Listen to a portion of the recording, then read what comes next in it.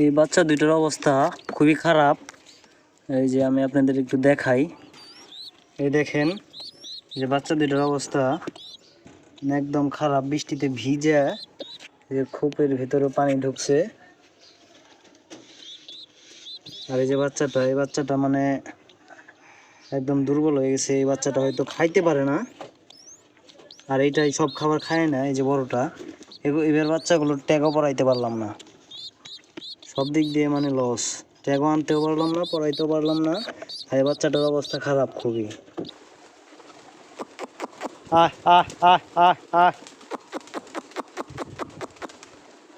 আহ আহ আহ আহ তো বৃষ্টির মধ্যে কবুতরের অবস্থা একদম চেহারা অন্যরকম হয়ে গেছে, ময়লা দিয়া ভরে গেছে। এই বৃষ্টির সময় কবুতরের অবস্থাটা এরকমই হয়। এই যে এই জায়গায় আছে আবার তিনটা। আহ আহ আহ আহ আহ আহ আহ আহ এই রেড চেকারগুলো ডিম দিছিল, ওই যে রেড চেকার দুইটাই। এই দুইটা ডিমই মনে করেন যে আপনার ভেতরে বাচ্চা হয়েছিল এবং বাচ্চাগুলো বেরোইতে পারে নাই। হ্যাঁ, এই যে ওই দুইটা ডিম দিছিল, বাচ্চা হয় নাই। দুইটার ভিতর থেকে বাচ্চা বেরোইতে পারে নাই, বাচ্চা দুইটার ভিতরে মারা গেছে।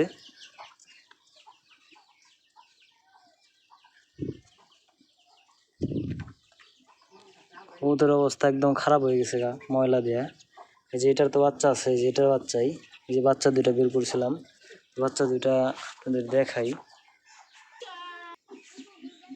এই যে বাচ্চাটা মনে করেন যে এটা একটু বড় হয়েছে, আর এইটাই সব খাবার খায় নেয়, আর এটা খাইতে পারে না, এই কারণে এটা ছোট হয়ে গেছে।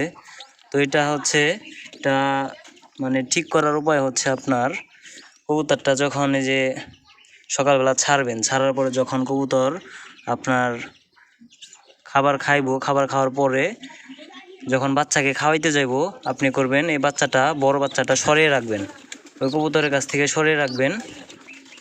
এই বড় বাচ্চাটা সরিয়ে রাখবেন আর ছোট বাচ্চাটা ওই জায়গায় রেখে দিবেন। তো ছোট বাচ্চার যখন পেট ভরবো, তখন আপনি এই বড় বাচ্চাটা ওই জায়গায় দিয়ে দিবেন।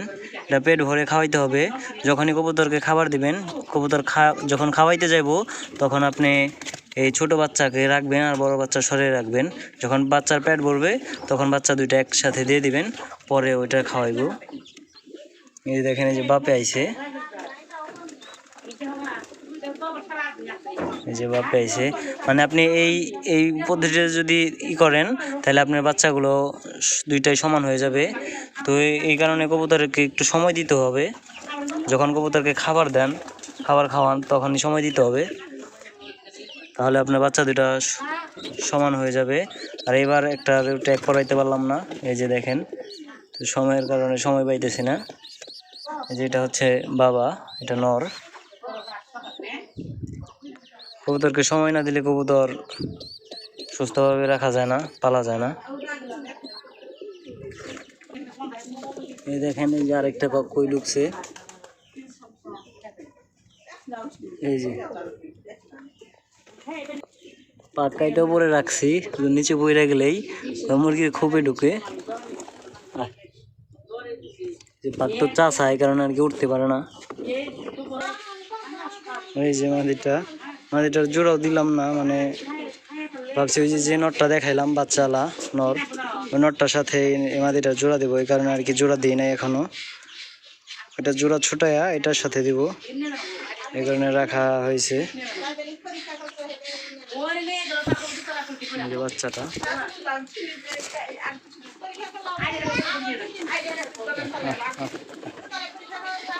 এটা এই জায়গায় থাকে। এই যে বাপে বসে রয়েছে, ডিম নিয়ে বসে রয়েছে বাচ্চাটা। আর হচ্ছে আপনার এই জায়গায় দুটো গিরিবাজের বাচ্চা আছে, এই যে দেখতে পাইতেছেন, এই দুইটা গিরিবাজের বাচ্চা। মাশাআল্লাহ সুস্থ আছে দুইটা।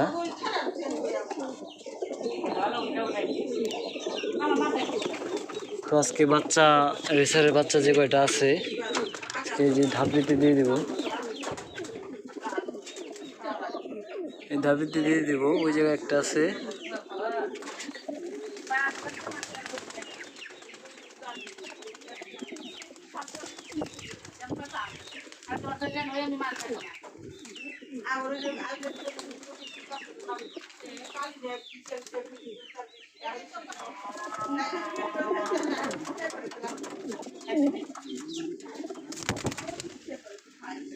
বাচ্চাটা মানে যদি সময় দিই বাঁচাইতে পারবো, আর যদি সময় না দিতে পারি তাহলে আর বাঁচানো সম্ভব না।